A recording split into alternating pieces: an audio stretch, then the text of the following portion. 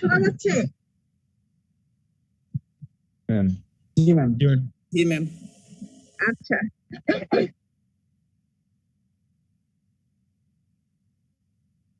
এখন হলো আমি পেলভিক ইনফেকশন করাবো আজকে। এটা হচ্ছে গাইনি ডিপার্টমেন্টের মধ্যে মোস্ট ইম্পর্টেন্ট একটা প্রবলেম, পেলভিক ইনফেকশনস। তোমাদের এসটিডি একটা টপিক আছে, সেক্সুয়ালি ট্রান্সমিটেড ডিজিজেস। ওইটা এটার সাথে ছিল, কিন্তু দুইটা বড় বড় লেকচার একসাথে নেওয়া সম্ভব না। আজকে আমি পেলভিক ইনফেকশন নিব, আরেকদিন এসটিডি হবে। আচ্ছা, এখন এটা কি পেলভিক ইনফেকশনটা কি? এটা হচ্ছে a wide variety of pelvic infections. অনেক ধরনের ইনফেকশন হতে পারে, ranging from uncomplicated gonococcal salpingoophoritis to septic shock. Gonococcal salpingoophoritis হতে পারে, এটা আনকমপ্লিকেটেড, মানে সাইন সিমটম মাইল্ড। এখান থেকে ভ্যারি করে এটা সেপটিক শক পর্যন্ত গড়াতে পারে। After rupture of A pelvic abscess, মানে তোমার হলো পিআইডি হলো, সেখান থেকে একটা পেলভিক অ্যাবসেস হলো এবং এটা রাপচার হয়ে সেপটিক শক পর্যন্ত গড়াতে পারে। আচ্ছা, এখন হলো যে pelvic infection can occur due to processes of following categories. এগুলো একটা লিখে রাখো বা মনে রাখার চেষ্টা করো। আমি পড়াচ্ছি তোমাদেরকে কারেন্ট থেকে, কারেন্ট ডায়াগনোসিস। কি কি স্পেকট্রাম হতে পারে পেলভিক ইনফেকশনের? হচ্ছে pelvic inflammatory disease including tubo ovarian abscess. এটা যদি তুমি রান করতে দাও এবং এখানে ইন্টারাপশন না করো, না ঠেকাও, না ট্রিটমেন্ট দাও, তাহলে এটা আলটিমেটলি গিয়ে টিউবো ওভারিয়ান অ্যাবসেস হতে পারে। এটা একটা স্পেকট্রাম। আরেকটা হতে পারে পিওর পেনাল ইনফেকশনস, এটাও পেলভিক ইনফেকশন। আরেকটা হতে পারে post operative pelvic infections after gynaecological surgery. Gynaecological surgery মানে কি? আমরা হিস্টেরেক্টমি করি, ল্যাপারোটমি করি, সালপিঙ্গোফোরেক্টমি করি, এগুলো করার পর একটা ইনফেকশন হতে পারে। আরেকটা হতে পারে অ্যাবর্শন অ্যাসোসিয়েটেড ইনফেকশনস, অ্যাবর্শনের পরে অথবা কোন সেপসিস হয়ে অ্যাবর্শন হয়ে গেল, এই রিলেটেড যেগুলো ইনফেকশন। আরেকটা হচ্ছে secondary to other infections like tuberculosis. তাহলে কয়টা হেডিং হলো? 5টা হেডিং। একটা হচ্ছে পিআইডি, পেলভিক ইনফ্লামেটরি ডিজিজ। খেয়াল করো, আমি কিন্তু পড়াচ্ছি পেলভিক ইনফেকশনস। পেলভিক ইনফেকশনস এর মধ্যে পিআইডি আলাদা করে কিন্তু বলছি, পেলভিক ইনফ্লামেটরি ডিজিজ এটা কিন্তু আমি আলাদা করে বলছি। এটা পেলভিক ইনফেকশনের একটা কম্পোনেন্ট। পেলভিক ইনফেকশনের আরো কম্পোনেন্ট কি? পিউরপেরাল ইনফেকশনস। ওই যে তোমাদের পিউরপেরাল কেস থাকে, সেখানে পিউরপেরাল ইনফেকশন হয় একটা, সেটা। আরেকটা হচ্ছে post operative pelvic infections after gynaecological surgery. আরেকটা হচ্ছে অ্যাবর্শন অ্যাসোসিয়েটেড ইনফেকশনস। আরেকটা হচ্ছে secondary to other infections like tuberculosis. শোনা যাচ্ছে? আচ্ছা, এখন আসো, পেলভিক ইনফেকশনের একটা ক্যাটাগরি হচ্ছে pelvic inflammatory disease. Pelvic inflammatory disease এটা কি বলতে আসলে কি বোঝায়? সবসময় দেখবে পিআইডি একটা হেডিং থাকবে তোমাদের ডায়াগনোসিসের মধ্যে। অনেক, যেমন ধরো কিছু গাইনেকোলজিক্যাল কেসে ডিডি হিসাবে আসবে পেলভিক ইনফ্লামেটরি ডিজিজ। এটা কি? এটা খুব ক্লিয়ার কনসেপ্ট থাকতে হবে। এটা হচ্ছে inflammation of upper female genital tract. এখন আপার ফিমেল জেনিটাল ট্র্যাক্ট কি জিনিস? আপার ফিমেল জেনিটাল ট্র্যাক্টটা হচ্ছে সার্ভিক্স বাদে। সার্ভিক্সকে আমরা আলাদা করে হিসাব করি, ভ্যাজাইনাকে আলাদা করে হিসাব করি, ভ্যাজাইনাইটিস, সার্ভিসাইটিস। কিন্তু সার্ভিক্সের উপর থেকে নিয়ে তোমার ইয়ে পর্যন্ত, সার্ভিক্স পর্যন্ত, মানে ইউটেরাসের বডি এবং ফ্যালোপিয়ান টিউব, এটা হচ্ছে, এবং ওভারি পুরাটাই, এবং প্যারামেট্রিয়াম। মোট কথা সার্ভিক্স বাদে বাকি যা থাকে উপরে আপার ফিমেল জেনিটাল ট্র্যাক্ট, এটা হচ্ছে ইনফ্লামেশন। এটাকে আমরা বলি পেলভিক ইনফ্লামেটরি ডিজিজ। সাধারণত পলিমাইক্রোবায়াল ইনফেকশন দিয়ে হয়। সাধারণত ডায়াগনোসড হয় clinically based on the presence of cervical motion tenderness or uterine or adnexal tenderness. Cervical motion tenderness হচ্ছে আমরা পার ভেজাইনাল এক্সামিনেশন করে সার্ভিক্সকে একটু উপরের দিকে পুশ করি। পেটে একটা হাত থাকে, বাম হাতটা পেটে থাকে, এটা বাইম্যানুয়াল এক্সামিনেশন আর কি। বাম হাতটা পেটে থাকে পিউবিক সিম্ফাইসিসের উপরে, আর ডান হাতের দুটো আঙ্গুল আমরা আর ভেজাইনালি ইন্ট্রোডিউস করে সার্ভিসটাকে যদি আমরা একটু পুশ করি এবং একটু মানে নাড়া দেই, তাহলে দেখা যাবে যে পেশেন্ট কাক করে উঠবে ব্যথায়। Cervical motion tenderness or uterine or adnexal tenderness, মোট কথা ফর্নিক্সও যদি তুমি হাত দাও তাহলে একটা ব্যথা বোধ করবে পেশেন্ট, বলবে যে আমার ব্যথা লাগছে। এটা দিয়ে সাধারণত আমরা ক্লিনিক্যালি ডায়াগনোসিস করি। আচ্ছা, এখন হলো তোমার কিছু ক্রাইটেরিয়া আছে। এই পেশেন্ট তুমি ডায়াগনোসিস করলে এটা আউট পেশেন্ট হিসাবে আসতে পারে তোমার কাছে। পেশেন্ট কি নিয়ে আসবে? পেশেন্ট আসলে হলো তোমার কিছু সিমটম নিয়ে আসবে, যে তোমার কাছে মনে হবে তার কোথাও ইনফেকশন আছে পেলভিসে, তখন তুমি বাইম্যানুয়াল এক্সামিনেশন করে দেখবা যে সার্ভাইকাল মোশন টেন্ডারনেস পজিটিভ অথবা অ্যাডনেক্সাল টেন্ডারনেস আছে, তখন তোমাকে এটা ডায়াগনোসিস করতে হবে পিআইডি হিসাবে। এখন এটাকে তুমি আউট পেশেন্ট হিসাবে ট্রিটমেন্ট দিতে পারো, আবার যখন আউট পেশেন্ট ট্রিটমেন্টে তোমার অ্যাডিকুয়েট ট্রিটমেন্ট হচ্ছে না, কিছু কিছু ক্রাইটেরিয়া আছে সেটা পরে বলছি, তখন তাকে তুমি ইনপেশেন্টে ভর্তি দিয়ে ট্রিটমেন্ট করতে হবে। এবং এটার সিকুয়েলি হচ্ছে এটা পেলভিক স্কারিং হয়, সাধারণত ইনফার্টিলিটি হয় কখনো কখনো, সব সময় না। আসলে এখন প্যাথোজেনেসিসটা বলি। PID comprises a spectrum of inflammatory disorders of the upper female genital tract, including any combination of endometritis, salpingitis, tubo-ovarian abscess, and pelvic peritonitis.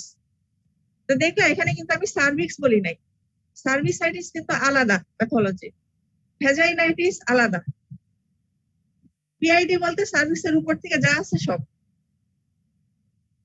Sexually transmitted organisms, particularly Neisseria gonorrhoeae and Chlamydia trachomatis, are implicated in many cases. প্রায় পাওয়া যায় এগুলা, Neisseria gonorrhoeae R Chlamydia trachomatis. However, microorganisms that comprise the vaginal flora are also associated with PID.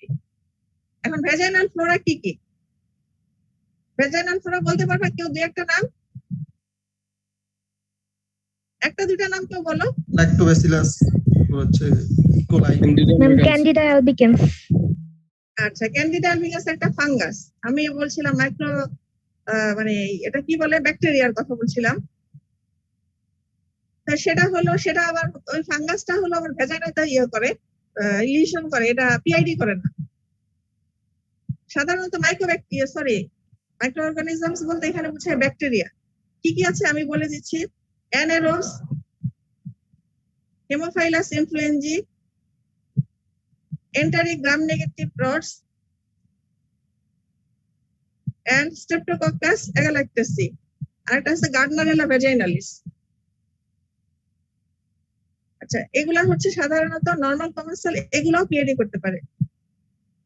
সাধারণত আমরা বলে নেই পলিমাইক্রোবায়াল, এবং PID বলতে আমাদেরকে যখনই আমরা এটা মাথায় নিব, তখন আমাদের নাইজেরিয়া গনোরিয়া এবং ক্ল্যামাইডিয়া ট্রেকোমাটিস এই দুইটা অর্গানিজমকে ইনক্লুড করে আমাকে ট্রিটমেন্টে যাইতে হবে, এটা আমার মাথায় থাকতেই হবে। বাকিটা হলো নরমাল কমেন্সেল।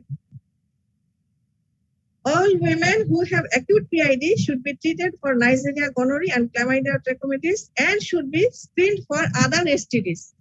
অন্যান্য এসটিডি আছে কিনা সেগুলো একটু স্ক্রিনিং করতে হবে। এখন আসলে এই পেশেন্টের ক্লিনিক্যাল ফাইন্ডিং কি হবে? এটা হলো তোমার সাইন সিমটমস হচ্ছে ওয়াইড ভ্যারিয়েশন হবে, সুতরাং ডায়াগনোসিসটা ডিফিকাল্ট। তবে আমি আগে বলেছি diagnosis usually is based on clinical findings, যদিও মাঝে মাঝে ক্লিনিক্যাল ফাইন্ডিংসটা ইমপ্রেসাইজ থাকে এবং পিআইডি কখনো কখনো আনরেকগনাইজড থাকে। পেশেন্টের কমপ্লেন সাধারণত হতে পারে insidious or acute onset of lower abdominal pain, which is usually bilateral এবং often associated with purulent vaginal discharge. খেয়াল করবা purulent vaginal discharge তোমাদের বই দত্ত যেগুলো তোমরা পড়ো ওখানে দেখবা ছবি আছে কি পরিমাণে এক্সটার্নাল অস দিয়ে পাস আসতেছে। নজিয়া, ভমিটিং, হেডেক, ল্যাসিটিউড এগুলোও থাকতে পারে।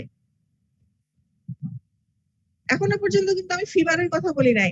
ইনফেকশন মানেই তো মাথায় আসে ফিভার, তাই না? Fever is not necessary. Fever is not necessary for the diagnosis of acute salpingitis. সাধারণত bilateral abdominal tenderness থাকে। Abdomen may be somewhat distended, bowel sound may be hyperactive or absent. Bimanual examination typically elicits extreme tenderness on movement of the cervix and uterus and palpation of the parametria. PID জিনিসটা মাথায় এভাবে ঢুকাবা। PID হচ্ছে upper female genital tract infection. It does not include cervicitis, vaginitis, এগুলো না। এটা supra vaginal fornix cervix যেটা সেটাকেও include করে না। এটা শুরু হয় ইউটেরাস থেকে। ইউটেরাস থেকে প্যারামেট্রিয়াম যদি ল্যাটারালি যাও আর ইউটেরাসের দুই পাশে দুইটা সালপিংস আছে, সালপিনজাইটিস। হ্যাঁ বলো। কেন ম্যাডাম মানে হ্যাঁ সার্ভিক্স থেকে কেন শুরু হলো না? সার্ভিক্স যেটা হয়, সার্ভিক্স ইনফেকশন হয়, সেটাকে আমরা আলাদা এন্টিটি ধরি, সেটার জন্য আলাদা একটা চ্যাপ্টার আলাদা পড়ানো হবে, সেটা হবে সার্ভিসাইটিস। এই জন্যই বারবার আমি এখানে এমফাসিস দিচ্ছি, don't include cervix here. PID মানে হচ্ছে অ্যাবাভ দ্য সার্ভিক্স, আপার, বারবার বলেছি upper female genital tract infection, upper female genital tract infection, please keep in mind, not cervix. Cervix হচ্ছে লোয়ারের মধ্যে পড়ে গেছে। আচ্ছা আসো এখন পিআইডি তে আমরা কি কি ইনভেস্টিগেশন করব। পেশেন্ট আসলো কি নিয়ে? ইনসিডিয়াস নিয়ে আসলো, কিছু হেডেক, গায়ে ব্যথা, মাথা ব্যথা, ল্যাসিটিউড, ভমিটিং, নশিয়া, ফিভার সবসময় বলবে না। আর তোমার কাছে সাইন কি পাবা তুমি? Lower abdominal tenderness, PB examination করলে বাবা সার্ভাইকাল মোশন টেন্ডারনেস। এগুলা যখন তুমি দেখতে পেয়েছো তখন তুমি কিছু ইনভেস্টিগেশন দিবা। এখন ইনভেস্টিগেশন কি দিবা? প্রথমে আমরা ব্লাড দেই। ব্লাডে একটা ইনফেকশনে কি কি সিনারিও পাওয়া যায় একজন ঠাস করে বলে ফেলো তো চটপট। ব্যাকটেরিয়াল ইনফেকশন, সিবিসি তে কি পাবা? Madam neutrophil count high, leukocytosis. ESR কি পাবা? Elevated, CRP, C reactive protein test. এখন হলো ব্লাডের এগুলো ফাইন্ডিং পাইলা, কিন্তু এগুলো যে কোনো ইনফেকশনেই বাড়তে পারে। আর রেসপিরেটরি ট্র্যাক্ট ইনফেকশন হতে পারে, ইউটিআই হতে পারে। তোমার যে পিআইডি হয়েছে সেটার জন্য তোমাকে স্পেসিফিক কিছু স্পেসিমেন নিয়ে পরীক্ষা করতে হবে। সেটা এখানে কি হইতে পারে? Vaginal discharge. আচ্ছা ভ্যাজানাল ডিসচার্জ আমি নিব না, কারণ আমি তো বারবার বলছি যে ভেজাইনা মধ্যে ভেজাইনাল ইয়ার থাকতে পারে, ভেজাইনাইটিস থাকতে পারে, আমি নিব না। তাহলে আমি নিব কি? এন্ডোসার্ভাইকাল সোয়াব, যেটা এন্ডোমেট্রিয়াম থেকে সার্ভিক্সে এসে জমা হবে। এন্ডোসার্ভাইকাল সোয়াব ফর নাইজেরিয়া, গনোরিয়া, ক্লামাইডিয়া, ট্রাকোমাইটিস। এটার জন্য এন্ডোসার্ভাইকাল সোয়াব নিব যদি আমি এগুলা গ্রোথ করাইতে চাই। আর কিছু নন স্পেসিফিক ইনভেস্টিগেশন আছে, যেমন ইমেজিং, টিবিএস, এমআরআই, এগুলো করা যায়। এগুলো কখনো কখনো হেল্পফুল। যেমন এগুলা কি পাবো? কেউ কিছু বলতে চাইলে বলো। আমার মনে হয় শেষ করে ফেলি, তোমরা কোশ্চেনগুলো লিখে রাখো, পরেও কি করবো, তাহলে আমি যেতে পারবো না। আচ্ছা ইমেজিং আমরা টিবিএস, এমআরআই করি। এখানে আমরা থিকেন ফ্লুইড ফিল্ড টিউবস পেতে পারি, with or without free fluid in the pouch of Douglas, অথবা টিউব ওভারিয়ান কমপ্লেক্স পেতে পারি। TBS, MRI. টিবিএস মানে হচ্ছে transvaginal sonography, magnetic resonance imaging, MRI. Doppler study করতে পারি। ডপলারে আমরা কি দেখি? ব্লাড ফ্লোটা দেখি, কোথায় বাড়া কোথায় কমা। সেখানে দেখা যাবে যে টিউবে হাইপারিমিয়া দেখা যাচ্ছে। In case of PID, tube মানে কি? Fallopian tube. আর হলো যদি কোনো কিছুতে তুমি ডায়াগনোস করতে না পারছো, ইনকনক্লুসিভ, ল্যাপারোস্কোপি করছো, যে কোনো কারণেই হোক, যে ডায়াগনোসিসটা অ্যাটলিস্ট করি ভিতরে কি আছে, তাহলে ল্যাপারোস্কোপি একটা করা যায়। তা আমরা সাধারণত মানে অন প্র্যাকটিক্যাল পারপাস আমরা এই পর্যন্ত আসলে যাই না। এই পর্যন্ত আমরা যাই না, এটা আমি পরে বলতেছি। তবে এইগুলা করা যায়, তোমাদের জানতে হবে। এখন ডিডি বলো তো, পিআইডি কি কি হতে পারে, লোয়ার অ্যাবডোমেনে কি কি আছে সব মাথায় রেখে রেখে একটা একটা করে বলো তো। যেগুলোতে আইটিস হইতে পারে, আইটিস হওয়ার কারণে লোয়ার অ্যাবডোমিনাল পেইন হইতে পারে। ম্যাম সিস্টাইটিস, ম্যাডাম ইউটিআই হতে পারে, pregnancy, endometriosis, endometriosis, oophoritis, UTI, oophoritis PID এর অংশ। আচ্ছা, আর বলো অন্য অর্গান নাই? Appendicitis, very good, appendicitis. আর বলো জিআইটির আর কি কি অর্গান এখানে থাকে? ডাইভার্টিকুলাইটিস, সিস্ট হতে পারে, ডাইভার্টিকুলাইটিস। আর ওভারিয়ান সিস্ট হতে পারে ম্যাডাম। ওভারিয়ান সিস্ট শুধু হইলে হবে না, ওভারিয়ান সিস্টের আবার রাপচার হইতে হবে, ওভারিয়ান সিস্ট টুইস্টেড হইতে হবে। শুধু সিস্ট হলে কিছুই হবে না। আচ্ছা, প্রেগন্যান্সি এক্টোপিক প্রেগন্যান্সি রাপচার হতে পারে। রাপচার কর্পাস লুটিয়াম সিস্ট হতে পারে উইথ হেমোরেজ, এটা নরমাল ফেনোমেনা। কর্পাস লুটিয়াম প্রত্যেক মাসেই হচ্ছে, সেটা রাপচার হয়ে হেমোরেজ হলো, সেখান থেকে পেরিটোনিয়াম ইরিটেশন হয়ে ব্যথা, লোয়ার অ্যাবডোমিনাল পেইন। তাহলে আসো এক দাগে বলে ফেলি, এগুলো হতে পারে। আমরা গাইনি গুলো আগে বলি, ectopic pregnancy rupture, corpus luteum cyst rupture, infected septic abortion, torsion of an adnexal mass, degeneration of a leiomyoma, endometriosis, acute UTI, acute appendicitis, diverticulitis, regional enteritis, ulcerative colitis। এগুলা। এখন কমপ্লিকেশন কি হতে পারে? Complication হলো salpingitis, যেহেতু হচ্ছে acute salpingitis যদি হয়, এটা আমরা করলাম কি দিয়ে শুরু করলাম? এন্ডোমেট্রাইটিস, এন্ডোমায়োমেট্রাইটিস, সালপিনজাইটিস, প্যারামেট্রাইটিস, সবই তো আইটিস হচ্ছে। এখন এই সালপিনজাইটিস থেকে এটা, এগুলো তো পেরিটোনিয়ামের মধ্যে আছে, পেরিটোনাইটিস হতে পারে। পেরিটোনাইটিস যদি হয়ে যায়, যেহেতু এখানে গাটও আছে, সিগময়েড কোলন আছে, লুপস অফ ইন্টেস্টিন আছে, এগুলো তো পেরিটোনিয়াম আছে, এখান থেকে লিম্ফ্যাটিক ড্রেনেজ হয়ে এটা আইলিয়াস হয়ে যেতে পারে, প্যারালাইটিক আইলিয়াস, এগুলো তো ইনফেকশন ছড়া যেতে পারে। সেপটিক পেলভিক থ্রম্বোফ্লেবাইটিস এবং অ্যাবসেস ফরমেশন। আলটিমেটলি যদি এটা তুমি ম্যানিপুলেট না করো, ট্রিটমেন্ট না দাও, টাইমলি ইন্টারফিয়ার না করো, তাহলে এটা আলটিমেটলি অ্যাবসেস ফরমেশন হতে পারে। অ্যাবসেস ফরমেশন আমরা পরে যাব, পরে এটা কিভাবে অ্যাবসেস ফরমেশন আমরা ডিল করবো এটাতে পরে আসতেছি। পিআইডি সিকুয়েলি হচ্ছে অ্যাবসেস ফরমেশন। ট্রিটমেন্ট কি হবে? আমাকে তাড়াতাড়ি যেতে হবে। এটা হলো ট্রিটমেন্ট হলো এমপিরিক্যালি আমরা ব্রড স্পেকট্রাম কভারেজ দিব, এমপিরিক্যালি ব্রড স্পেকট্রাম কভারেজ দিব of likely pathogens and should be given as soon as presumptive diagnosis is made. আমরা ওই যে ইসের জন্য অপেক্ষা করব না, সব নিব, পরীক্ষা করব, কারণ পেশেন্টের অবস্থা খারাপ। All regimens used to treat PID should also be effective against Neisseria gonorrhea and Chlamydia trachomatis, because negative endocervical screening for these organisms does not rule out upper reproductive tract infections. আচ্ছা, এখন আমি আগেই বলেছিলাম যে এদেরকে আমরা out পেশেন্টে দিব না ইন পেশেন্টে দিব।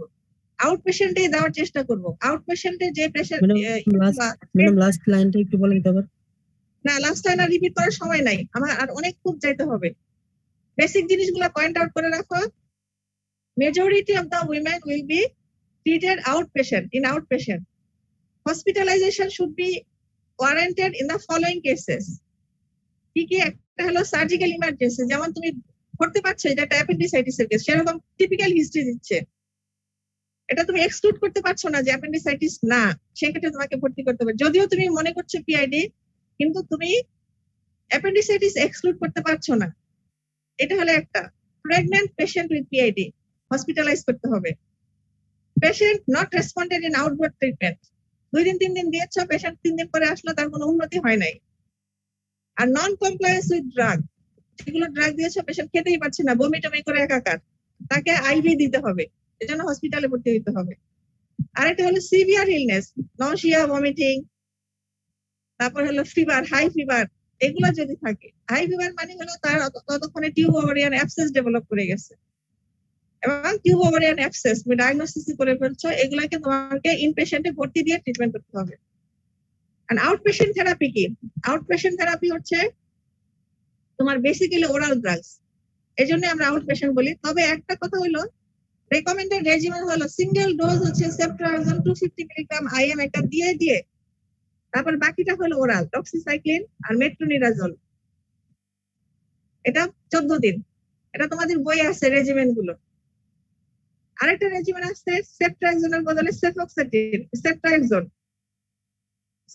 সেপ্ট্রাজোনের বদলে হচ্ছে cefoxitin 2 gram IM in a single dose, সাথে প্রোবেনএসিড দিতে হবে। এটা যেহেতু বইয়ে আছে, আমি এটাতে আর সময় নষ্ট করি না, তোমাদের বুঝাইতে হবে, যেহেতু আমি পরেরটাতে চলে যাই। আর ইনপেশেন্ট থেরাপি হলো সব আইভি ড্রাগের জন্য। তবে আইভি ড্রাগ ততক্ষণই দেওয়া যতক্ষণ পর্যন্ত তার সাইড সিমটমস সাবসাইড করার পরে 24 থেকে 48 ঘন্টা পার হয়ে গেছে, এরপরে তুমি ওরাল রেজিমেনে চলে যাবা। তাইলে আমরা ইনপেশেন্টে সেসব পেশেন্টকে ভর্তি করব যারা আউটডোরে ট্রিটমেন্টে রিকভারি হয় না, ইমপ্রুভমেন্ট হয় না, অথবা কমপ্লায়েন্স নাই, অথবা তুমি ক্লিনিক্যালি কোনো সার্জিক্যাল ইমার্জেন্সি এক্সক্লুড করতে পারছো না, অথবা clinically patient is very sick, এই পেশেন্টকে বাড়িতে পাঠানোর মতো অবস্থা নাই, অথবা পেশেন্ট ইজ প্রেগন্যান্ট, এদেরকে ইনডোরে ভর্তি করবা কি পারপাজে? শুধুমাত্র তার প্রম্পট ট্রিটমেন্টের জন্য বাই প্যারেন্টারাল রুট। প্যারেন্টারালের সাথে তুমি ওরাল ড্রাগও দিবা। কয়েকটা রেজিমেন আছে, এটা বইয়ে দেখবা, সব বই একই রকম, এটা বের করবে না, যেহেতু এটা রেকমেন্ডেড রেজিমেন। এখন হলো যে আমাদের কথা হলো যে আইভি ড্রাগটা আমরা কতদিন দিব? টোটাল ট্রিটমেন্টটা হইতে হবে 14 দিন, কিন্তু 14 দিনই আমরা আইভি ড্রাগ দিব না। আইভি যেগুলো দিব সেগুলো জ্বর এবং কনস্টিটিউশনাল সিমটম সাবসাইড করে যাওয়ার পরে 24 থেকে 48 ঘন্টা পর্যন্ত কন্টিনিউ করে অফ করে দিব, তারপরে ওরাল রেজিমেন রাখবো, এবং টোটাল ট্রিটমেন্ট অ্যাটলিস্ট 14 দিন হইতে হবে। আচ্ছা, এখন হলো প্রেগনেন্ট ওমেনের ক্ষেত্রে তুমি হসপিটালাইজ করবা, কিন্তু অন্যান্য পেশেন্টের ক্ষেত্রে ডক্সিসাইক্লিন দিতে পারবা, প্রেগনেন্ট ওমেনের ক্ষেত্রে ডক্সিসাইক্লিন দিতে পারবা।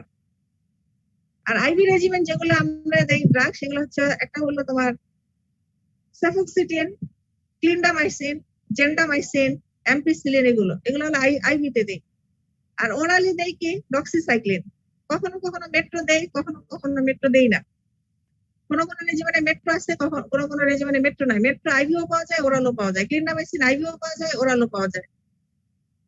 ডক্সিসাইক্লিনও কিন্তু আইভি এবং ওরাল দুটোই পাওয়া যায়। কিন্তু আমরা হলো বেসিক রুলটা মনে রাখবো যে আমরা প্যারেন্টারাল দিব up to subsidence of the sign symptoms and continue it until 24 to 48 hours, তারপরে আমরা ওরাল রেজিমেনে চলে যাব। এখন প্রগনোসিস কি? যত তাড়াতাড়ি তুমি ট্রিটমেন্ট করবে এবং যত প্রম্পট ট্রিটমেন্ট করবে তত প্রগনোসিস ভালো। আর সালপিনজাইটিস হলে 12 থেকে 18% ক্ষেত্রে পেশেন্টদের ইনফার্টিলিটি হয়ে যায়, একটা single episode of salpingitis. Salpingitis মানে হলো টিউবের আইটিস। সাধারণত টিউব নষ্ট হয়ে গেলে ইনফার্টিলিটি জন্য এটা একটা বিশাল ফ্যাক্টর। টিউবাল ফ্যাক্টর হচ্ছে most important factor for infertility. আচ্ছা, আসো এখন টিউবো ওভারিয়ান মাস। টিউবো ওভারিয়ান মাস কি জিনিস? পিআইডি যদি তুমি সঠিকভাবে ট্রিটমেন্ট না করো তাহলে টিউবো ওভারিয়ান মাস ডেভেলপ করবে। এটার ওই রকমই lower abdominal pain, pelvic pain থাকবে, নজিয়া, ভমিটিং, একই জিনিস, শুধু এটা আনট্রিটেড আনইন্টারফিয়ার থাকলে টিউব মাস হিসাবে এবং অ্যাবসেস হিসাবে এটা প্রেজেন্ট করবে। আচ্ছা, এখানে হলো তোমার যদি তুমি করো কি বলে এটাকে সিটি অথবা এমআরআই করো, তখন তুমি একটা মাস পাবা, মাল্টিলোকুলেটেড মাস। প্যাথোজেনেসিস মোটামুটি একই রকম, তবে এখানে কি হয়, এটা হলো তোমার যখন ওভুলেশন হয়, ওভুলেশন থেকে ওভারি থেকে যখন ওভুলেশন হয় তখন ওভারিতে একটা লিকেজ হয়। ওভারিয়ান কর্টেক্স একটা লিকেজ হয়, ওখান থেকে তো ওভামটা বের হয়ে আসে, সামান্য একটু ব্লিডিং হয়, ওভুলেশন পেইন হয় এর জন্য, ওভুলেশন ব্লিডিং হয় এর জন্য। এই যে ব্লিডিংটা হইলো, এটা একটা port of entry of the microorganism, যেটা নাকি তোমার সালপিনজাইটিস থেকে অথবা এন্ডোমেট্রাইটিস থেকে আসছে। সেই অর্গানিজমটা ওই যে একটা সুন্দর পোর্ট পাইলো, যেখান থেকে ওভুলেশনটা হইলো, ওই জায়গায় একটা তোমার ফ্র্যাঙ্ক এরিয়া অফ ব্লিডিং পাইলো, সোজা ব্লাড ভেসেলে ঢুকে গেল, এখানে সে সিল করে ফেললো, এখানে গিয়ে সে অ্যাবসেসটা তৈরি করে। এটা মেবি বাইলেটারাল, তবে সাধারণত ইউনিল্যাটারাল হয়। পলিমাইক্রোবায়াল অর্গানিজম আগে যেগুলো বলেছি ওগুলোই। আচ্ছা, এখানে হইলো সাইন সিমটমসটা কিভাবে তোমাকে তোমার কাছে প্রেজেন্ট করবে। এটাও wide range of sign symptoms. এটা হইতে পারে টোটাল অ্যাবসেন্স অফ সিমটমস, কিন্তু এটা আবার আরেকটা এক্সট্রিমে হইতে পারে অ্যাকিউট অ্যাবডোমেন নিয়ে, সেপ্টিসিমিক শক নিয়ে। পিআইডি এর সিকোয়েল হিসাবে টিও মাস মনে রাখবা, তাইলে ওখানে যা বলেছি এখানেও তাই। সাধারণত পেশেন্ট গুলো ইয়াং হয়, সাধারণত ইয়াং, লো প্যারিটি হয়, প্রিভিয়াস পেলভিক ইনফেকশনের একটা হিস্ট্রি থাকে। আচ্ছা, তার প্রেজেন্টেশন ওইরকমই, অ্যাবডোমিনাল পেইন, এখানে কিন্তু ফিভার থাকবে, অ্যাবসেস হয়ে গেছে তো এখানে ফিভার থাকবে, নশিয়া, ভমিটিং এগুলো আগেও ছিল, এবং এগুলো ডেভেলপ করবে আস্তে আস্তে, 1 সপ্তাহ অথবা 2 সপ্তাহ লাগায় এগুলা ডেভেলপ করবে। কারণ ওই সময় তুমি ইন্টারফেয়ার করো নাই, ট্রিটমেন্ট দাও নাই, অথবা পেশেন্ট তোমার কাছে আসে নাই, 1 সপ্তাহ সময় সে পেয়ে গেছে টিওমাস ডেভেলপ করার জন্য। 1 সপ্তাহ পরে সাধারণত টিওমাস ডেভেলপ করবে, টিউবারিয়ান অ্যাবসেস ডেভেলপ করবে। অ্যাবডোমেনে যদি পার অ্যাবডোমেন এক্সামিনেশন করো, তাহলে দেখা যাবে যে টেন্ডারনেস আছে এবং guard, abdominal guard. Abdominal guard মানে কি, ওভারলাইং মাসলটা রিজিড হয়ে যাবে। আর অ্যাডিকুয়েট যদি পেলভিক এক্সামিনেশন করতে যাও, তাহলে দেখা যাবে যে অনেক টেন্ডারনেস, পেশেন্ট তোমাকে এক্সামিন করতে দিবে না, কারণ অলরেডি সেখানে অ্যাবসেস হয়ে গেছে, পুরো এলাকাটা ইনফ্লেম, টেন্ডার, পেইনফুল। তাহলে এটা খুব ডিফিকাল্ট হয়ে যায় অ্যাডিকুয়েট এক্সামিনেশন করা। এবং যদি এটা রাপচার হয়ে যায়, তাহলে অ্যাকিউট অ্যাবডোমেন নিয়ে আসবে, সেপটিক শক নিয়েও আসতে পারে। ল্যাব ফাইন্ডিং কিভাবে, এখন এই পেশেন্টের ইনভেস্টিগেশন করতে হয়। এই পেশেন্ট কিন্তু জ্বর নিয়ে আসছে, আগের পেশেন্ট কিন্তু জ্বর ছিল না, ইম্পর্টেন্ট পয়েন্ট গুলো মনে রাখবা। এখন কি করবা, তোমাকে ল্যাব ফাইন্ডিং এ তেমন কোনো ক্লু পাবা না, ওই সিবিসি করলে ওই রকমই। এখানে লিউকোপেনিয়াও থাকতে পারে, সেপটিক শকে সাধারণত লিউকোপেনিয়াও থাকতে পারে। তারপরে হলো তোমার ইএসআর, সিআরপি এগুলো বাড়বে। ইমেজিং করবা, আল্ট্রাসোনোগ্রাম, সিটিতে এটা মোটামুটি একটা ভালো ধারণা পাবা, এটা মাল্টি লোকুলেটেড অ্যাডনেক্সাল মাস পাবা, যেটা পিআইডি তে ছিল না। এখানে একটা মাল্টি লোকুলেটেড অ্যাডনেক্সাল মাস পাওয়া যাবে, এবং ভিতরে হলো ফ্লুইড থাকবে।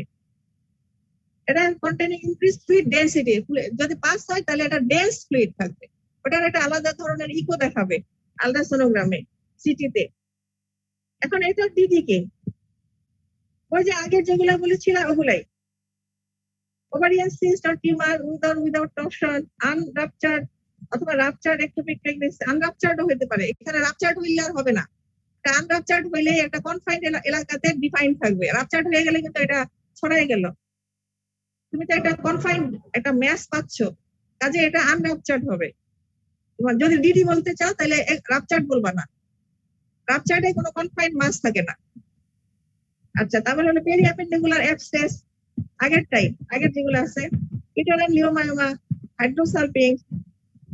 তারপরে হলো তোমার ডাইভার্টিকুলাম, এটা যদি পারফোরেশন হয়ে আশেপাশে ম্যাস তৈরি করে ফেলে, পারফোরেশন অফ পেপটিক আলসার, এটাও তো আশেপাশে গিয়ে আশেপাশে স্ট্রাকচার নিয়ে এটা দলা পাকিয়ে ফেলে। ইউটিআই, ক্যালকুলাই, এগুলো পরের দিকে, এগুলো আনলাইকলি দিদি। কমপ্লিকেশন কি, কমপ্লিকেশন হচ্ছে টিউমার আনরাপচার্ড যদিও থাকে, 15% ক্ষেত্রে এটা রাপচার্ড হয়ে যেতে পারে। প্রথম থেকে আনরাপচার্ড, 15% ক্ষেত্রে এটা রাপচার্ড টিউমার হয়ে যেতে পারে, সেপসিস হয়ে যেতে পারে 10 to 20% কেসে। এখন হলো রাপচার্ড যদি হয়ে যায়, তাহলে তোমার একটা সার্জিক্যাল ইমার্জেন্সি হিসাবে এটাকে ট্রিট করতে হবে, এবং এটা may be complicated by septic শক।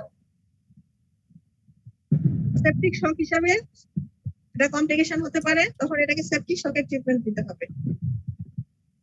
আচ্ছা, এখন ট্রিটমেন্ট কি আনরাপচার টিউমাসের কি ট্রিটমেন্ট আর রাপচার টিউমাসের কি ট্রিটমেন্ট? আনরাপচার টিউমাসের হলো পিআইডি যেভাবে করতেছিলে ওভাবেই, তবে অ্যান্টিবায়োটিক কাভারেজটা ওইখানে ছিল 2 সপ্তাহ, এখানে তোমাকে আরো বেশি 4 থেকে 6 সপ্তাহ লাগতে পারে। যদি দেখো এটা পেশেন্টের সাইন সিমটম দিনে দিনে কমে আসছে, তার মানে it is a sign of resolution. আর যদি দেখো যে এটা বাড়ছেও না কমছেও না, তাইলে তুমি যদি একটা টার্সিয়ারি লেভেল হসপিটাল হয়, তাহলে তোমাকে ধরে নিতে হবে এখানে একটা কনফাইন্ড স্পেসে পাস রয়ে গেছে, যেটাকে ড্রেন না করলে পেশেন্ট উন্নতি হবে না পেশেন্টের। সেক্ষেত্রে তোমাকে সিটি অথবা আলট্রাসোনো গাইডেড ড্রেনেজের ব্যবস্থা করতে হবে যদি লার্জ অ্যাক্সেস হয়। আর যদি দেখো পেশেন্ট দিনে দিনে আরো ওয়ার্সেনিং হচ্ছে, তুমি অ্যান্টিবায়োটিক দিয়ে ফেলেছো 2 সপ্তাহের জায়গায় 4 সপ্তাহ, তোমার পেশেন্টের উন্নতি তো নাই, দিনে দিনে অবনতি, তাহলে তোমাকে ইমিডিয়েট ল্যাপারোটমি করতে হবে। ল্যাপারোটমি করে তোমাকে যা ফাইন্ডিং পাও সেই অনুযায়ী তোমাকে সার্জারি করতে হবে। ফার্স্ট হলো তোমাকে ড্রেনেজ করতে হবে, প্লাস তারপর adequate fluid resuscitation, blood fusion. এসো না, এখানে দিয়ে যাও। হ্যাঁ, ব্লাড ইনফিউশন, কারণ পেশেন্ট তো এতদিনে তোমার যুদ্ধ করতে করতে আধামরা হয়ে গেছে সেপসিসের এগেইনস্টে, পাস ফর্মেশন হয়ে গেছে। ফ্লুইড রিসাসিটেশন করতে হবে, তারপরে ল্যাপারোটমি করতে হবে, পাস ড্রেনেজ করতে হবে, ড্রেন টিউব দিয়ে আসতে হবে। এখানে তোমাকে অপারেশনটা কি করতে হবে? Total abdominal hysterectomy with bilateral salpingooophorectomy irrespective of her fertility status. এখন যদি তুমি কোনো সাইট অফ ইনফেকশন রেখে আসো, এটা আবার তোমার নতুন একটা জায়গায় এটা একটা সিড হিসাবে কাজ করবে। তাইলে এখানে তোমার ল্যাপারোটমি করে exploratory laparotomy followed by total abdominal hysterectomy with bilateral salpingo-oophorectomy is the optimal surgery. Optimum, এটা আমার মাথায় রাখতে হবে। যদি মানে অন্য কোনো কন্ট্রাইন্ডিকেশন না থাকে এটাই করে ফেলতে হবে। আর যদি পেশেন্ট বলে যে না আপনার যথাসাধ্য চেষ্টা করে না, মানে পেশেন্টের অবস্থা তখন ডিসিশন নেওয়ার মতো অবস্থায় থাকবে। আচ্ছা, পরে কথা বলবো, আমি ক্লাস নিচ্ছি। হ্যাঁ, আচ্ছা, তারপরে হলো রাপচার যদি হয়ে যায়। রাপচার হয়ে গেলে এটা বললাম, আগে বলেছি life threatening condition, emergency recurring immediate surgery. যদি বুঝে ফেলে একবার যেটা রাপচার হয়ে গেছে, তাহলে এটা life threatening emergency, immediate surgery করতে হবে। এটা ভর্তি দিয়া অ্যান্টিবায়োটিক দিয়া বা 22 ঘন্টা 24 ঘন্টা দেখবা তা না, সাথে সাথে ল্যাপারোটমি করতে হবে। আর হলো ওরকমই blood replacement, fluid resuscitation, train, এগুলো দিয়ে আসতে হবে। আচ্ছা, এখন আসলে আমরা আরেকটা এন্টিটিতে আসছি। এতক্ষণ আমরা করলাম শুধুমাত্র পিআইডি এবং PID followed by tubo ovarian mass. এখন আসো পোস্টপার্টাম এন্ড্রো মায়োমেট্রাইটিস। পোস্টপার্টাম মানে কি? Normal vaginal delivery, caesarean section, এগুলা। এটাও কিন্তু একটা পেলভিক ইনফেকশন। এটা হলো গিয়া পিউরপুরাল পিরিয়ডে 3rd অথবা 4th পিরিয়ডে দেখি যে এটা ফিভার আসছে, পিউরপুরাল পাইরেক্সিয়া বলি। তার অন্যতম প্রধান কারণ হচ্ছে এটা এন্ডোমায়োমেট্রাইটিস। সাধারণত ফিভার এবং ইউটেরাইন টেন্ডারনেস নিয়ে প্রেজেন্ট করে, এবং এখানে হলো আমরা আইভি ব্রড স্পেকট্রাম অ্যান্টিবায়োটিক দিয়ে এই জিনিসটাকে প্রিভেন্ট করতে পারি।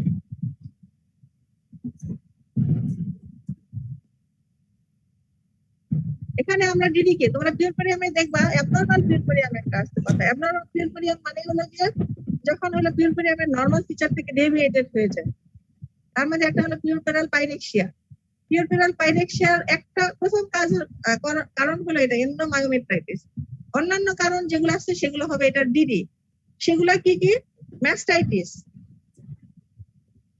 তারপরে হচ্ছে সিজার যদি হয় উন্ড ইনফেকশন, তারপরে ইউটিআই, তারপরে নিউমোনিয়া, তারপরে ডিপ ভেইন থ্রম্বোসিস, এগুলা হবে ওর ডিডি। পোস্টপার্টাম এন্ডোমায়োমেট্রাইটিস এটা মানে খুব নরমাল, তোমার স্বাভাবিকভাবে তোমাদের মাথায় আসবে। কারণ হলো কখন কখন হবে, যেমন ধরো ভেজানাল এক্সামিনেশন করলো, একটা পেশেন্ট লেবারে আসছে without any aseptic precaution, ভেজানাল Flora গিয়ে তোমার আপার অ্যাসেন্ডিং ইনফেকশন করে ফেললো, অথবা সিজারের সময় হয়তো বা তোমার কোনো কারণে না, সব কারণেই নর্মাল ভ্যাজিনাল ডেলিভারির সময় যা হয় সিজারের সময় তাই হতে পারে, অ্যাসেন্ডিং ইনফেকশন পেতে পারে। তো সেই ক্ষেত্রে আমরা কি করি, আমরা সাধারণত সিজারের সময় একটা প্রোফাইল্যাকটিক অ্যান্টিবায়োটিক ব্যবহার করি, এবং এনবিডির পরেও আমরা প্রোফাইল্যাকটিক অ্যান্টিবায়োটিক হসপিটালে দেখবা প্রোফাইল্যাকটিক অ্যান্টিবায়োটিক আমরা ব্যবহার করি। সিজারের সময় আমরা আইভি, প্রথম 24 আওয়ার্স আমরা আইভি ব্রড স্পেকট্রাম অ্যান্টিবায়োটিক ব্যবহার করি, যাতে পোস্টপার্টাম এন্ডোমায়োমেট্রাইটিস না হয়। এজন্য দেখবা যে সাধারণত আমাদের সিজারের পরে যে ইনফেকশন গুলো হয়, পাইরেক্সিয়া গুলো হয়, সাধারণত এটা উন্ড ইনফেকশনের কারণে হয়। সাধারণত এন্ডোমায়োমেট্রাইটিসের কারণে সাধারণত হয় না, মানে পেলভিক ইনফেকশনের কারণে সাধারণত হয় না। উন্ড ইনফেকশন অন্যান্য কারণে হতে পারে, সুপারফিশিয়াল উন্ড ইনফেকশন। সাধারণত আমরা এনবিডির পরেও একটা ব্রড স্পেকট্রাম অ্যান্টিবায়োটিক দেই, এটা ওরালি দেই। আর সিজারের সময় আগে থেকে পার অপারেটিভে আমরা একটা ব্রড স্পেকট্রাম আইভি অ্যান্টিবায়োটিক দিয়ে থাকি। কি কি অ্যান্টিবায়োটিক ভালো হয় যদি তোমার পোস্টপার্টাম এন্ডোমায়োমেট্রাইটিস হয়ে যায়? ধরো বাইরের থেকে আসলে একটা পেশেন্ট, হোম ডেলিভারি হয়েছে, সে তো অ্যান্টিবায়োটিক পায় নাই, এরকম একটা কেস যদি আসে, সাধারণত আমরা ট্রিটমেন্ট করি প্রথমে হলো 24 থেকে 48 আওয়ার্স আমরা আইভি অ্যান্টিবায়োটিক দিয়ে ট্রিটমেন্ট করি। আইভি অ্যান্টিবায়োটিক কি কি? ক্লিন্ডামাইসিন সাথে জেন্টামাইসিন। আমাদের হসপিটালে অবশ্য দেখবো অন্যরকম, সেফট্রাইজন নেট্রো। ক্লিন্ডামাইসিন আর জেন্টামাইসিন দুইটা একসাথে দেওয়া যায়, আর আমরা যেটা দিই সেটাও ঠিক আছে, সেফট্রাইজন নেট্রো। তোমাকে জিজ্ঞেস করতে পারে ওয়ার্ডে কোনটা দেখেছো, তুমি ক্লিন্ডামাইসিন দেখেছো? ক্লিন্ডামাইসিন দেখবা না আমাদের ওয়ার্ডে। আচ্ছা, তাহলে আমরা দুইটা এন্টিটি কভার করলাম, একটা হলো পোস্টপার্টাম এন্ডোমায়োমেট্রাইটিস, আর এতক্ষণ এর আগে পড়েছি পিআইডি। এখন আমরা করব হলো পোস্ট অপারেটিভ পেলভিক ইনফেকশন। এটা not obstetrical operation, gynaecological operation. মানে রুটিনে আমরা যেসব অপারেশন করে থাকি তারপরে যে ইনফেকশনটা হয় পোস্ট অপারেটিভ পেলভিক ইনফেকশন। এই পেশেন্ট সাধারণত কি কি ফিচার? রিসেন্ট পেলভিক হিস্ট্রি থাকবে একটা, সার্জারির হিস্ট্রি থাকবে একটা।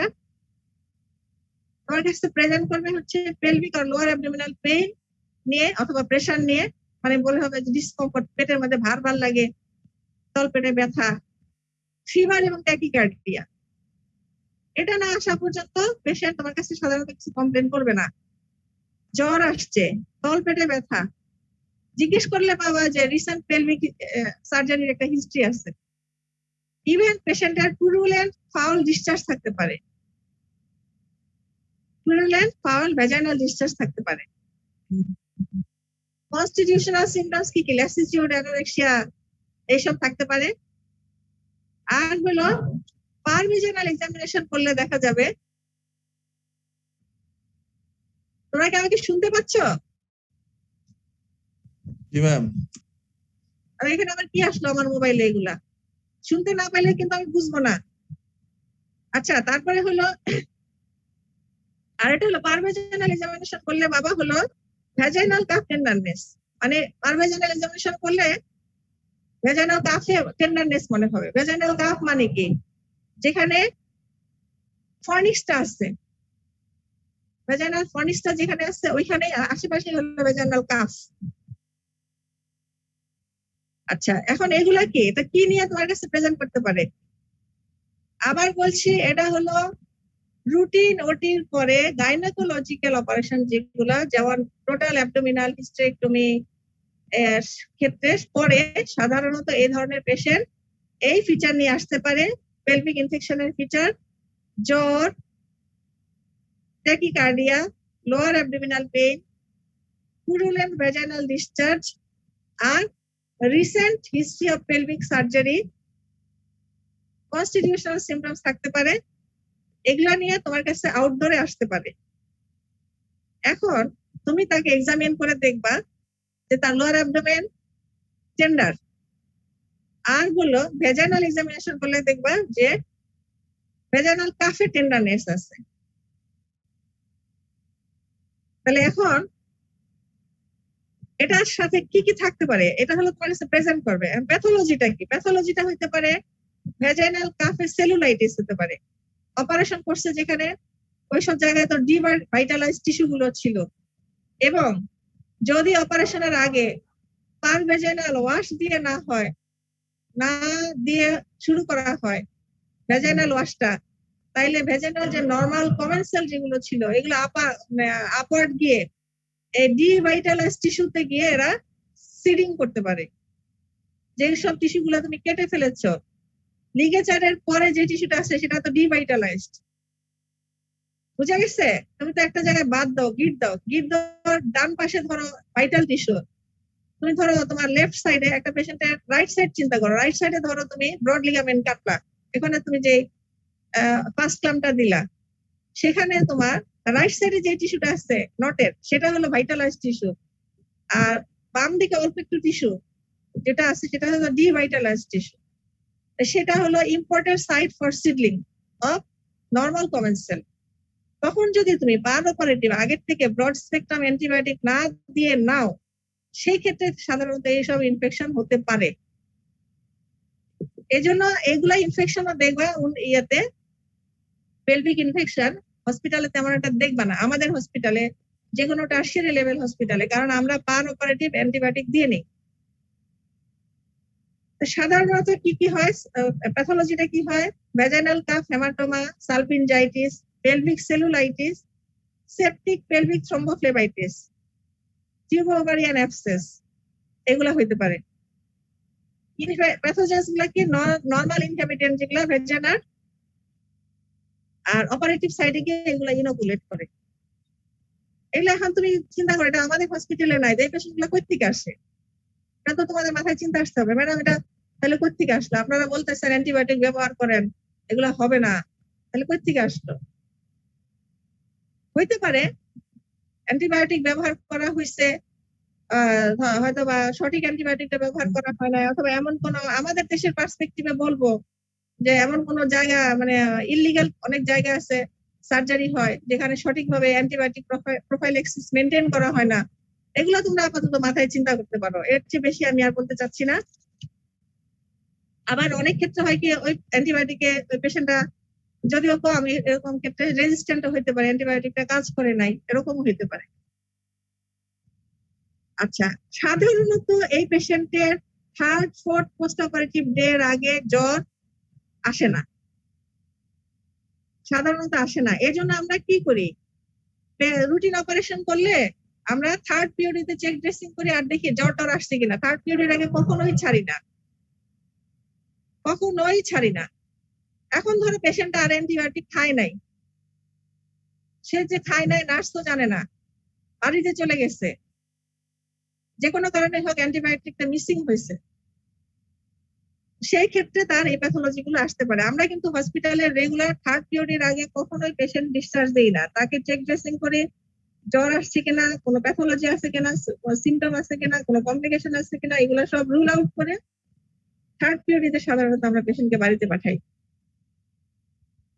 আচ্ছা, সাধারণত একটা পুরুলেন ডিসচার্জ থাকবে, এটা টিউবস, ওভারিজ এগুলাকে ইনভলভ করে ইন্ট্রাঅ্যাবডোমিনাল অ্যাবসেস, ওই যে টিউমাসের মতন করে ফেলতে পারে। ওই একই complain, lower abdominal pain, pelvic pain, abdominal distension, paralytic ileus. মানে মোট কথা পেলভিক অ্যাবসেস ডেভেলপ করলে তোমার আশেপাশের স্ট্রাকচারকে নিয়েই সে যাবে, ওই গাট ইনভলভ করে ফেলবে, প্যারালাইটিক আইলিয়াস হবে, কখনো কখনো এটা ইউটিআইও করে ফেলে। আচ্ছা, এখন হলো ল্যাব ফাইন্ডিং কি, ওইরকমই তুমি কোনো ব্যাকটেরিওলজিক্যালি কোনো ডায়াগনোসিস করাটা এখানে সাধারণত ইম্পসিবল। কি নিয়ে ডায়াগনোসিস করবা বলো? পুরুলেন ডিসচার্জ। এখন পুরুলেন ডিসচার্জ যদি নিয়ে আসে, পাঁচকে ইয়ে করতে পারো, কালচার সেন্সিটিভিটি করতে পারো, কিন্তু অতক্ষণ পর্যন্ত তো তুমি ওয়েট করবা না, তুমি তার আগেই একটা ব্রড স্পেকট্রাম অ্যান্টিবায়োটিক ট্রিটমেন্ট শুরু করে দিবা। আর ওই যে আগের মতো যদি একটা লোকুলেটর ম্যাস হয় পাসের, তাহলে ওটাকে সিটি অথবা আলট্রাসোনো গাইডেড ড্রেনেজ করে ফেলবা। আর হলো তোমার কখনো কখনো সেপটিক থ্রম্বোফ্লেবাইটিস যদি হয়, সাধারণত এটা 2 সপ্তাহ মানে 1 সপ্তাহ পার হয়ে পরে হয়, তখন এটাকে হলো গিয়ে অ্যান্টিকোয়াগুলেন্ট দিতে হয়। এটা পরে, এটা আমি এমবিবিএস লেভেলের কথা না, এটা পোস্ট গ্রাজুয়েট। এখন আসো আমরা এই পেশেন্টের ডায়াগনোসিস ডিডি কি কি আনবো। একটা পেশেন্ট গাইনোকোলজিক্যাল সার্জারি করে গিয়েছে, তার ধরো 6th পিওডি তে সে পেলভিক ইনফেকশনের ফিচার নিয়ে আসছে তোমার কাছে, 3rd পিওডি তে ছেড়ে দিছিল, তারপরে বাসায় গিয়ে সে হয়তো অ্যান্টিবায়োটিক খায় নাই অথবা আনহাইজেনিক অবস্থায় ছিল। তখন তোমাকে সেই পেশেন্ট আবার তোমার কাছে আসলো, হাসপাতালে আসলো, তখন তুমি তাকে ডায়াগনোসিস করবে। প্রথমে ল্যাব ডায়াগনোসিস, ব্লাডে ওই যে তোমার সিবিসি, সিআরপি এগুলো রেস পাবা, নিউট্রিফিলিয়া পাবা, এগুলো পাবা। তারপরে আল্ট্রাসোনোগ্রাম, সিটি করলে একটা যদি দেখো একটা কনফাইন্ড ইয়ে আছে, কি বলে পাস আছে, তাহলে সেটা পাবা। যদি পাস অ্যাবসেস ফরমেশন না হয় তাহলে তেমন কিছু পাবা না। আর হলো তুমি সাথে সাথে একটা ব্রড স্পেকট্রাম অ্যান্টিবায়োটিক দিয়ে ট্রিটমেন্ট শুরু করে দিবা। ডিডি গুলো মাথায় রাখতে হবে। এটা হলো পালমোনারি অ্যাটেলেকটেসিস, নিউমোনিয়া হতে পারে আর কি। সে যখন অ্যানেস্থেসিয়ার আন্ডারে ছিল তখন তার নিউমোনিয়া, লাং ইনফেকশন হতে পারে, ডিপ ভেন থ্রম্বোফ্লেবাইটিস হতে পারে, অথবা যখন তাকে আইভি ক্যানুলা করা হয় সুপারফিশিয়াল ভেইনে ফ্লেবাইটিস হতে পারে, অথবা ইউটিআই হতে পারে, অথবা উন্ড ইনফেকশন হতে পারে। এগুলো হলো তার ডিডি। তাহলে এই কেসটা কিন্তু তুমি সার্জারিতেও এই যে পোস্ট সার্জিক্যাল ইনফেকশন যেটা আমাদের এখানে হলো পেলভিক ইনফেকশন নিয়ে আসবে, আর সার্জারিতে হয়তো বা পেলভিক ইনফেকশন না নিয়ে অন্যগুলোও নিয়ে আসতে পারে। তাহলে ডিডি এগুলো মনে রাখতে হবে। নিউমোনিয়া হতে পারে, ডিপ ভেন থ্রম্বোসিস হতে পারে, থ্রম্বোফ্লেবাইটিস হতে পারে, সুপারফিশিয়াল ফ্লেবাইটিস হতে পারে, ইউটিআই হতে পারে, উন্ড ইনফেকশন হতে পারে। এখন আসো অ্যাবর্শন। আমরা পেলভিক ইনফেকশন করছি, প্রথমে করেছি পিআইডি, তারপরে পড়েছি হলো তোমার ওই পোস্টপার্টাল পেলভিক ইনফেকশন, তারপরে পড়লাম হলো পোস্ট সার্জিক্যাল, যেটা নাকি গাইনোকোলজিক্যাল সার্জারি। এখন 4 নম্বরে পড়ছি হলো অ্যাবর্শন অ্যাসোসিয়েটেড ইনফেকশন। অ্যাবর্শন মানে কি? অ্যাবর্শন যদি কেউ তোমার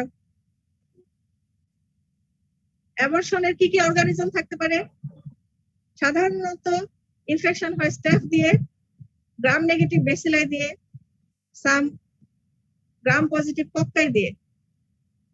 এগুলো ওই ওরকমই পিআইডির মতন সালপিনজাইটিস, জেনারেলাইজড পেরিটোনাইটিস, সেপ্টিসিমিয়া এগুলো করবে। ওই একই জিনিস, একই অর্গানিজম, শুধু এখানে নাইজেরিয়া গনোরি আর ক্ল্যামাইডিয়া ট্র্যাকোমাইটিস, এসটিডি গুলা নাই। নর্মাল ভেজাইনাল কমন সেল যেগুলো সেগুলাই ওটা অ্যাসেন্ডিং ইনফেকশন করে ফেলবে অ্যাবর্শনের পরে। তো ক্লিনিক্যাল ফাইন্ডিং কি হবে? Fever, enlarged tender uterus, lower abdominal tenderness, vaginal ব্লিডিংটা একটু বেশি হবে সাধারণত। আমার টাইম শেষ হয়ে গেছে। এটা ওই পিআইডির মতো যা করেছো ঠিক ওই রকমই। ডিডিও আসবে পিআইডি, ডিডি কিন্তু এটার পিআইডি, অ্যাবর্শনের পিআইডি ইয়াটা DD, vaginitis, cervicitis, appendicitis, UTI. অ্যাবর্শনের অর্গানিজম গুলো হচ্ছে নর্মাল কমন সেল, ফিচার হচ্ছে ফিভার, এনলার্জড টেন্ডার ইউটেরাস এগুলো। আর সেপটিক অ্যাবর্শন যদি হয় তাইলে সেপটিক অ্যাবর্শনের মধ্যে চিল থাকবে, ফিভারের সাথে চিল, কাঁপায়ে জ্বর আসবে, tachycardia, tachypnoea, lower abdominal tenderness এগুলো। আর যদি আলট্রাসোনোগ্রাম করে অনেক সময় রিটার্ন প্রোডাক্ট থাকতে পারে, অনেক সময় নাও থাকতে পারে। রিটার্ন প্রোডাক্ট থাকলে সেটাকে ইভাকুয়েট করতে হবে, ব্রড স্পেকট্রাম অ্যান্টিবায়োটিক দিতে হবে। এই হলো ট্রিটমেন্ট।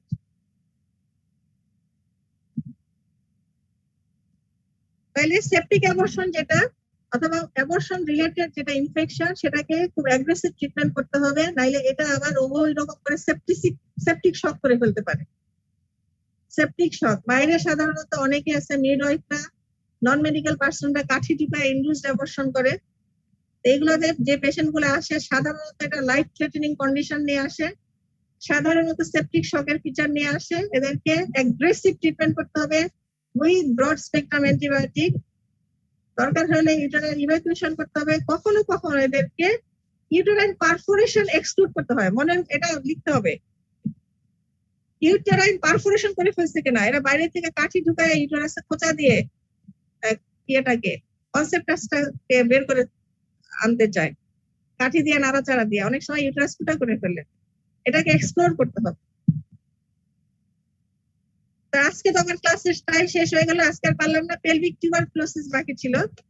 টিউবারকুলোসিসটা সাধারণত যাদের ইয়ে হয় লাং ইনফেকশন থেকে, পালমোনারি টিউবারকুলোসিস যাদের থাকে তাদের 5% হলো পেলভিক টিউবারকুলোসিস হয়। 90% ক্ষেত্রে হয় এন্ডোমেট্রিয়ামে, 5% ক্ষেত্রে হয় ফেলোপিয়ান টিউবে। এটা যখন ডায়াগনোসিস করবা ওই ইয়ে নিয়ে, তোমার টিস্যু নিয়ে, টিউবারকুলোসিস ডায়াগনোসিসের জন্য তোমাকে কমপ্লিট হিস্ট্রি নিতে হবে, physical examination, x ray test, Mantoux test, sputum নিতে হবে যদি তার পালমোনারি থাকে এখনো, স্মিয়ার করতে হবে, কালচার করতে হবে। আর যদি তুমি পেলভিক টিউবারকুলোসিস মনে করো তাহলে মেনস্ট্রুয়াল ডিসচার্জ অথবা কিউরেটাস নিয়ে এটাকে কালচার করতে হবে লোয়েনস্টেন জেনসেন মিডিয়াতে, জিল নিলসন স্টেন দিয়ে এএফবি বের করতে হবে। আর যদি না পারো এমপিরিক্যালি, যদি মনে করো যে তার ফিচার সব টিউবারকুলোসিস, অনেক সময় এমপিরিক্যালি আমরা অ্যান্টি টিউবারকুলার ট্রিটমেন্ট দিয়ে ড্রাগ দিয়ে ট্রিটমেন্ট করি। পেলভিক টিউবারকুলোসিসে আমরা 12 থেকে 18 মাস, 1.5 বছর পর্যন্ত ট্রিটমেন্ট দিই। বাস আজকে এই পর্যন্তই। এসটিডি আরেকদিন ইনশাল্লাহ। কয়জন ছিল তোমরা ক্লাসে?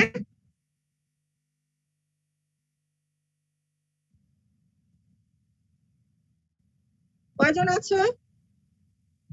পার্সেন্টেজ ম্যাডাম অর্পিতা ম্যাডামের কাছে পাঠিয়ে দেওয়া হয়েছে ম্যাডাম। হ্যাঁ, পার্সেন্টেজটা অর্পিতা ম্যাডামের কাছে পাঠিয়ে দেওয়া হয়েছে ম্যাডাম।